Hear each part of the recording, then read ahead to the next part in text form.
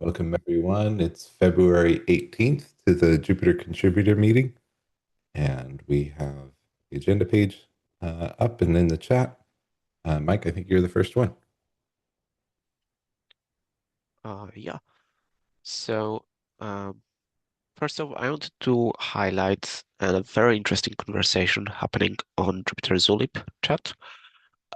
We have seen a lot of open source repositories and projects being affected by an influx of agentic contributions on GitHub and elsewhere. And there are some thoughts and general conversation happening about whether there should be a policy, whether that policy should be on per sub-project basis, or whether the Jupyter as a whole should have a policy, which could, in case if any contributions by these tools go wrong, can one uh, be used as a justification for potential closing and locking the discussion if something heated happens, as in was the case with the matplotlib recently. But in general, to just clarify the stance and maybe set some guidelines or boundaries, I think the current consensus in the conversation seems to be that we don't want it to be too detailed and we don't want to forbid using LM AI assistance in general. I just want to have some kind of accountability for who is responsible for the changes being sent out by the agents. Um, so yeah, this is uh, kind of a brainstorming uh, that I want folks to be aware of, and uh, once we have sufficient discussion, I don't know, we could possibly explore that as a chat or any form of governance update, or just individuals project might want to adopt that by writing a note in the documentation. Uh, yeah, that's it. I see that Jason linked an issue with the literature review of AI policies. Thank you for that.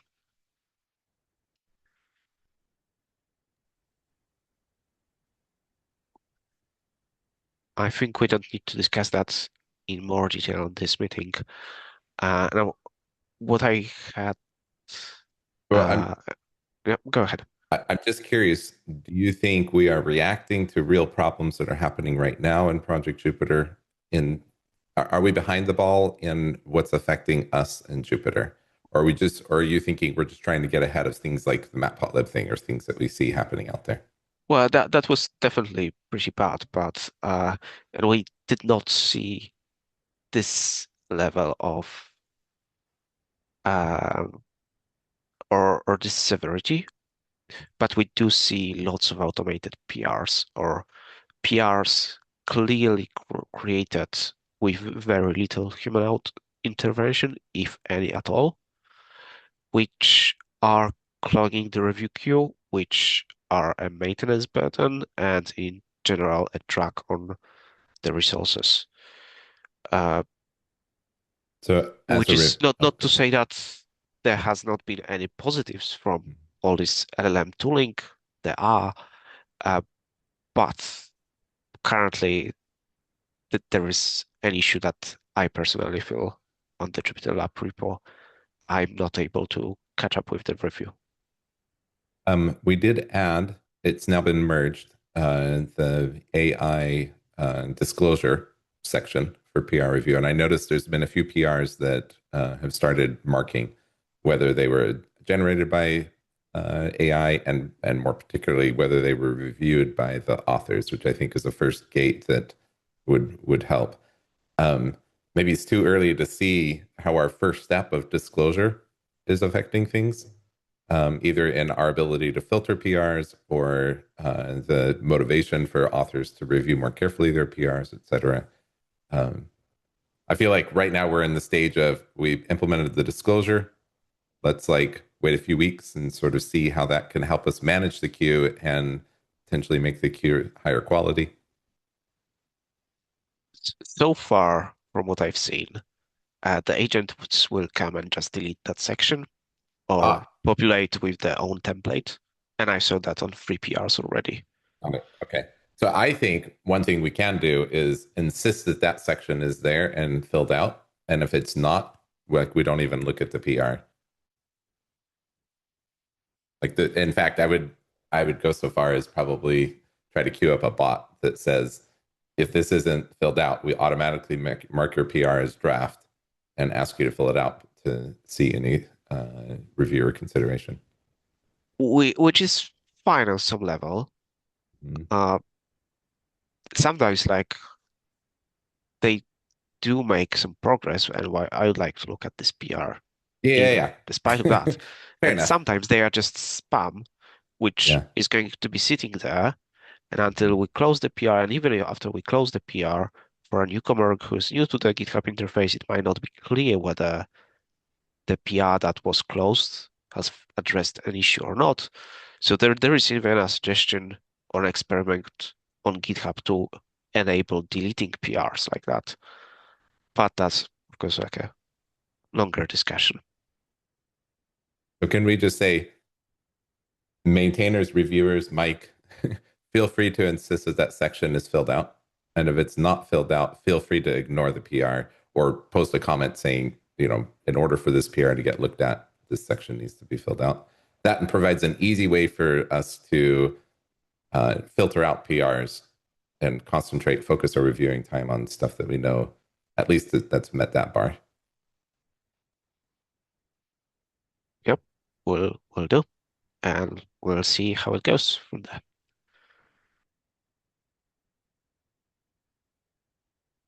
Okay, you had another point?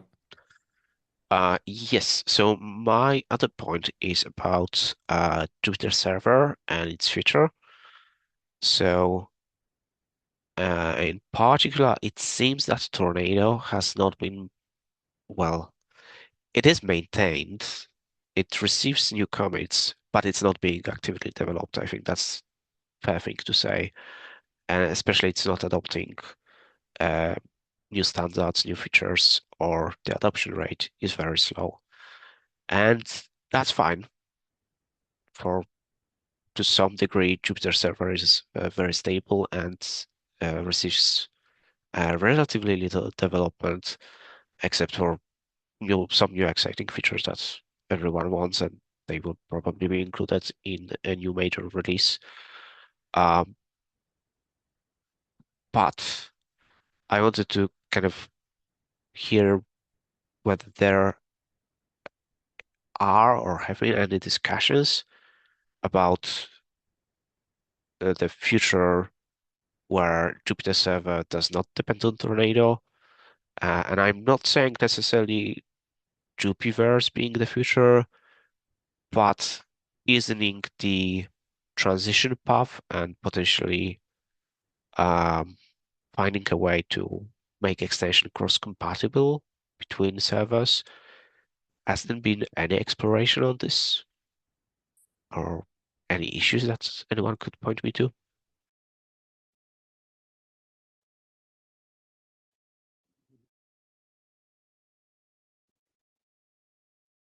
Nick? I did a little looking. I would not take on fast API as a dependency as a hard thing. It has too many moving pieces and it would be painful to maintain. This comes from someone that maintains a downstream package of fast API and Typer and all that stuff. The advantage of Tornado has historically been one, it's fast enough for most of the things that we want, and two, it's just one package. It's a single PID, and it is a web framework that we use like a little tiny bit of, but it's also an HTTP server. Uh, I think if you get outside of that, you'd want to look at something like Django or something like that, right? Like making it more moving pieces under the hood that impose a tremendous amount of opinion on top of them is kind of brutal. Um, I mean, I like the distinction between the server and whatnot, but for users, they don't care if their version of Unicorn doesn't work with their version of Unicorn, doesn't work with their version of Fast API, doesn't work with their version of Pydantic.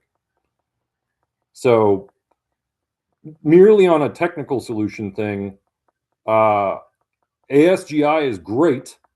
I love me some ASGI, and that's probably the right level for Jupyter as it pertains to Python to be interacting with things, because CGI isn't going to do the thing anymore. Tornado does not support ASGI, so that would be a hard stop to like some sort of bridge thing that was operating at that interface level. That is not an interface that we defined, which is unfortunate. That would be great if we could just drop in ASGI and do it.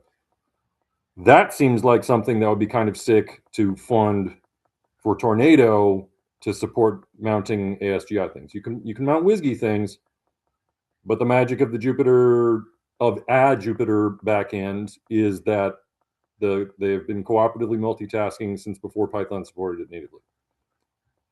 So yeah, once you get on ASGI, now you could maybe think about separating it out to different things. There's a couple Rust ones, there's a couple C ones, there's probably some Erlang ones. I don't know, right? Like someone's probably done some crazy stuff like that, and that could be really sick, you know.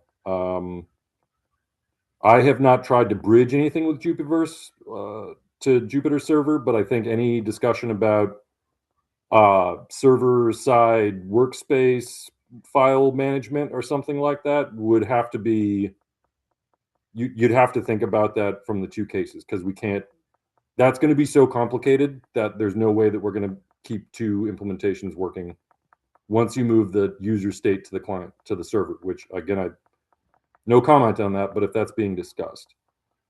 So in that case, you'd look at how would you make a package, the first super complicated package that Jupyterverse and Jupyterverse, Jupyter Server, and JupyterLab could all depend on to provide the stuff, and then Jupyterverse and Jupyter Server would be responsible for actually providing the API routes, but the interface definition would have to be between them. And again, I wouldn't pick Pydantic today for building long-term supportable things on top of. But you said Pydantic, but earlier I thought it was Fast API. Yes, Pydantic has a hard dependency on it, and it's Ah, flip-flopping all the time. Now you could go deeper and use Starlet directly, which is what Fast API is built on top of.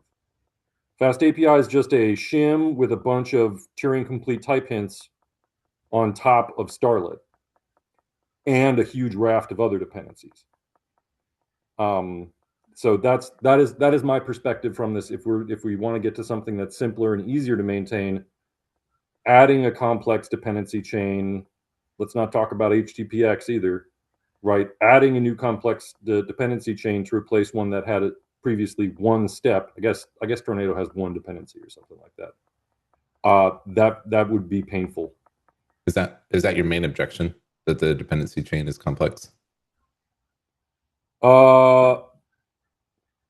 Yeah, and historically, well, poorly behaved.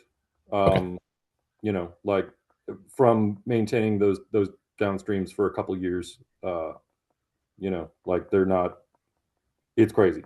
It's kind of crazy to try and keep on top of that nest of packages. Yeah. So my motivation is largely one, it's the feature richness of Tornado lagging behind. Like we didn't get HTTP2 in a couple of years now. 5, 7, I don't know. But on the other, it's the performance story around the asynchronous execution and the blockages on the server, which are really annoying, especially if we are using QuiDoc. So, and I understand that the Jupyverse is in a way opinionated, and it's unlikely that we are going to move over, or that majority of users are going to move over. What I would love to explore is like there might be a new major release of Jupyter Server coming. Is there some API contract that we could have for server extensions so that they work or could work in both or in any other implementation of Jupyter Server where we just swap out the server component? And of course, we have the REST APIs very well specified for the most part. But the server extensions are usually what they are contributing is they say, I want to add a handler this, and I want to have access to setting objects, which is a Python object. So it seems to me like these two are the core things. And then there is extension discovery, like using a hook, but that's easy to implement.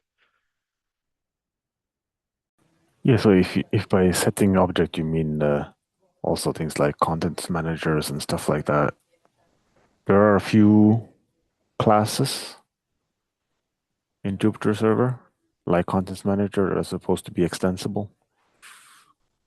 We also had the kernel provisioners thing in the start of the call.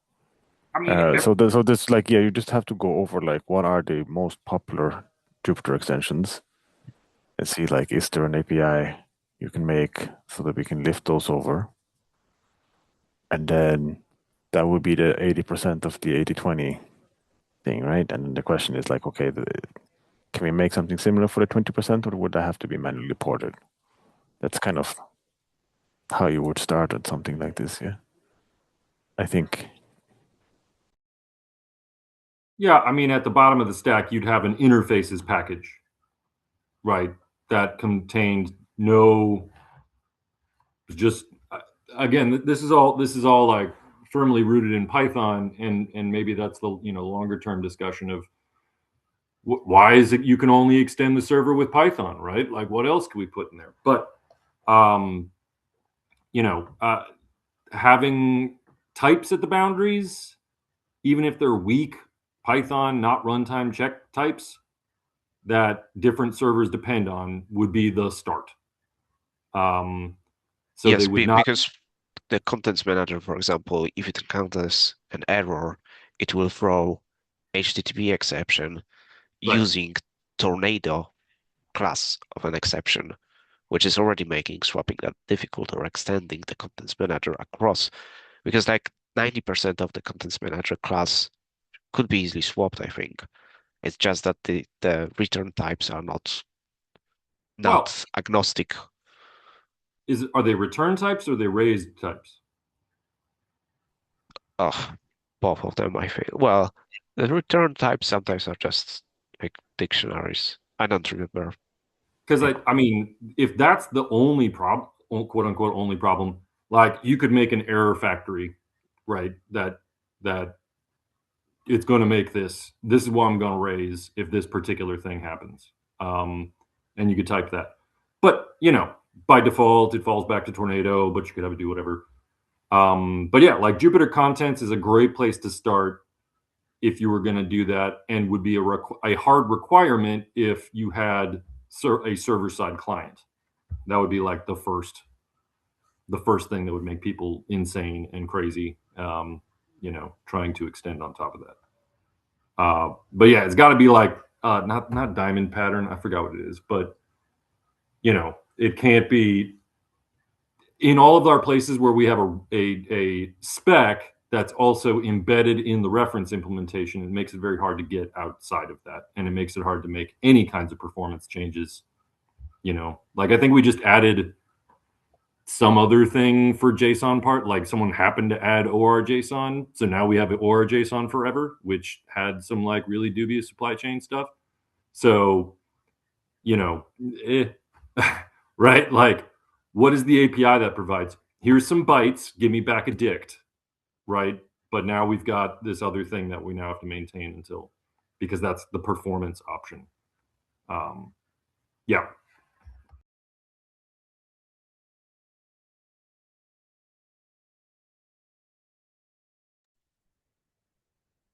Mike, is there an issue or somewhere that conversation can continue beyond this meeting?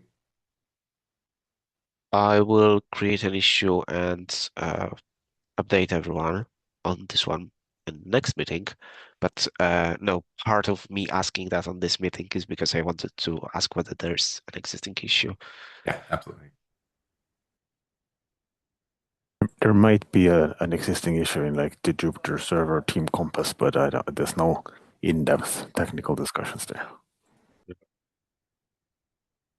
Yeah, and again, I mean, other totally crazy direction it could go. Maybe the Jupyter server should be server-side WASM, right?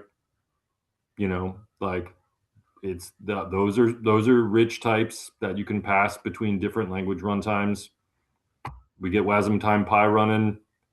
Now there's a Python implementation that's using WASM under the hood, and you could, start extending it and then eventually just replace it entirely and still have those contracts in between. But they'd be better contracts than Open API, right? Because they would be aware of things like binary buffers and the hard stuff that makes Jupyter Server not look like everybody else's CRUD application, right? It's that 20 to support doing real science is pretty real. Same thing with widgets, same thing with a bunch of other stuff.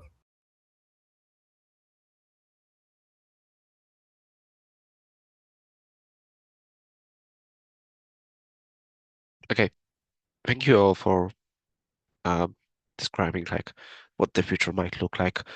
That was very useful. If I might, I very quickly added one more point about a pull request on JupyterLab number 18528. This adds the core meta package to JupyterLab with the idea that that would be the source of truth going forward for the information for the builder. And I'm just mentioning that because I know some folks interested in that are on this call. I do not know if we should keep a copy of the data in the repository as it currently suggests, or if we just like create that on the spot. But I'm happy to discuss on of the record during the on the PR review. Just highlighting that there's this proposal open.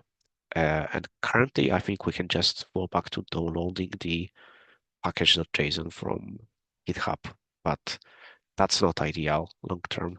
So that's why this PR exists.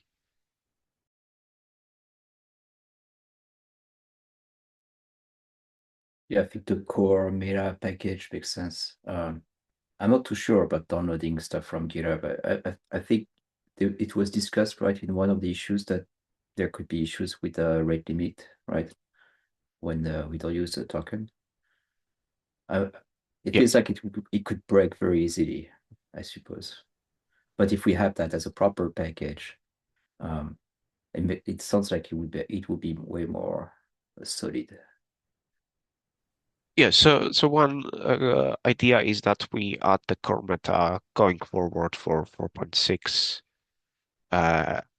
and just fall back to downloading from old GitHub package.json for the previous versions, or we can go one step further and publish the core meta npm package for all the past releases, or as many as we manage to without with it still making sense. Back to 4, back to whatever's the supported window. We don't have to go back to the end of time and every alpha and every beta and every RC, right? Like if it's off the maintenance window, you can't build for that with a brand new package. No. That makes sense. So maybe if we are like thinking in this times 4.x, that actually can be done by hand.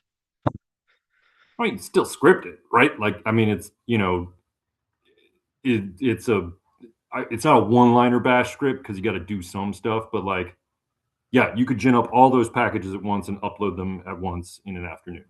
That's not the issue. The question is, how much data do we actually put in there, right? So does each of them have the yarn lock from that exact moment? I kind of feel like, yes, that's valuable. It's not required for packages to include their package lock JSON or their yarn lock, but it's not terrible, even though it's a big file for the actual shipped application. But it's quite useful from a forensic perspective. Package JSON clearly license. It's got some kind of license. It would need some kind of license on it. It needs some kind of README. The README could be partially derived from it, but I mean, we want to be careful and not have it. If the core metadata data package is 100 kilobytes or something like that, it will be. I mean, it's going to be, if the yarn lock's in there, it's going to be kind of big. But yeah, that real packages give you traceability, and that's what we need. That's what these kinds of build systems, when they fail, you want them to fail at the package manager before you try and start going and grabbing stuff from wherever the hell else, right? Yeah, I feel like going back to, when was the last like big breaking change?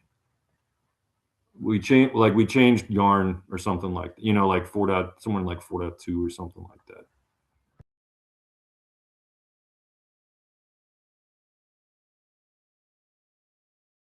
4.0 was a big breaking change. But since then, not that breaking, I think. What was it, 4.0? Well, then that's reasonable. 4.0. Yeah, that's reasonable. No, we tried upgrading yarn later and reverted it. Well, I That's mean, right. if we got to do it, we got to do it once we got to do it. But we got to have a reason that we got to do it. That's not just we don't like it anymore. Once it moves, I think if we are moving a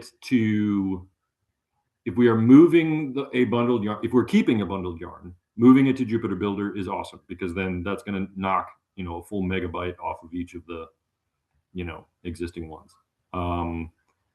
And potentially we could, if we continue to own it, because we want something as a baseline that people can use instead of whatever it's core data.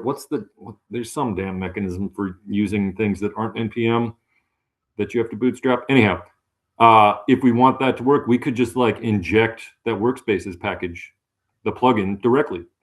But we wouldn't need to if we upgraded, right? Because it includes that by default.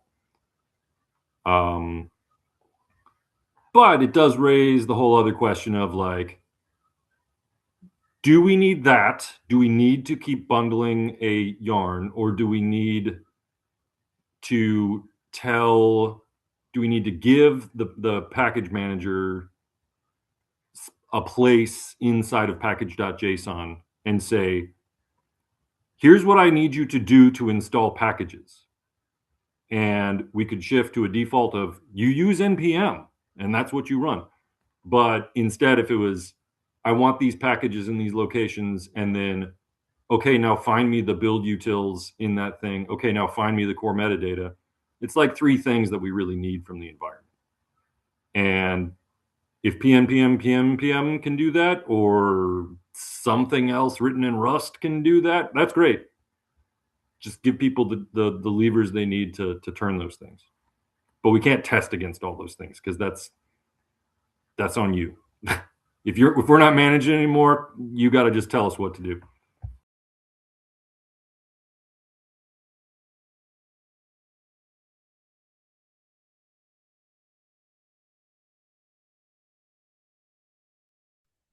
Okay, thank you. I think that's Rosie next. Yes. Hi. I just wanted to share that the community call is coming up next week. I think it was Sylvain who published the blog post earlier this week. So apologies that it's a little bit later on, but I have a link there to both the blog post and HackMD for sign up. So please feel free to add yourself to the agenda to present something with the community. At the moment, I think we don't have any signups, so I'm going to be messaging some of the committees, some of the different groups, kernels, I'm sorry, server and kernels, and a few others, hoping that we can get somebody to who might not be aware of the date coming up next week to sign up. Oh, thanks, Nick. Yeah, I see Philip in Discord. Yes, I'll definitely be. Uh, I'll be posting there as well. Thanks for that reminder. I think that was all for me.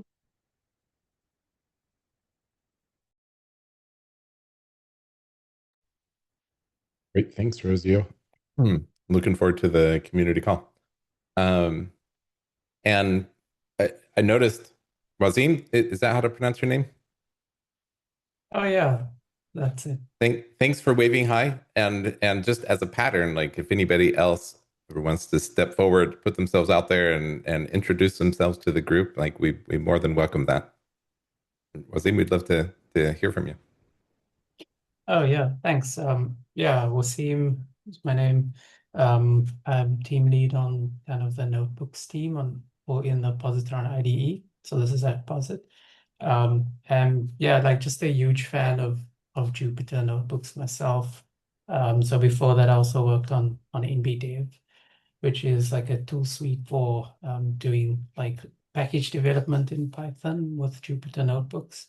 And yeah, so now at with Positron, so it's an IDE that's like built, it's quite deeply integrated with Jupyter protocol, and kind of it like needs like a live running kernel to do anything. So we all love Jupyter and use what you all have done a lot, and so we want to start like being more involved and see how we can kind of contribute and collaborate.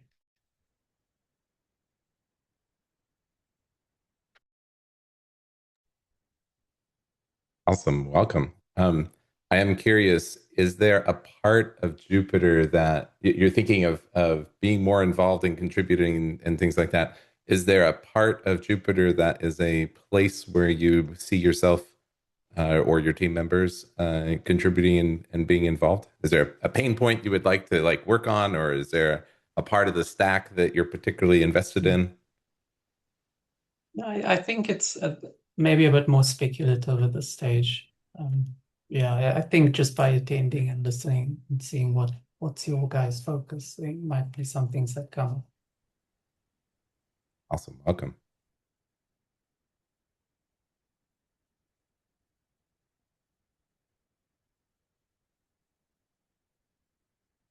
Cool. Thank you for joining. That brings us to the end of our agenda. Is there anything else someone would like to bring up for the group before we stop the recording?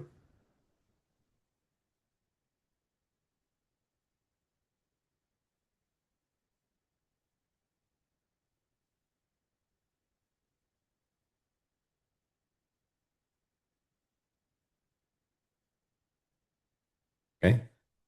We will stop the recording.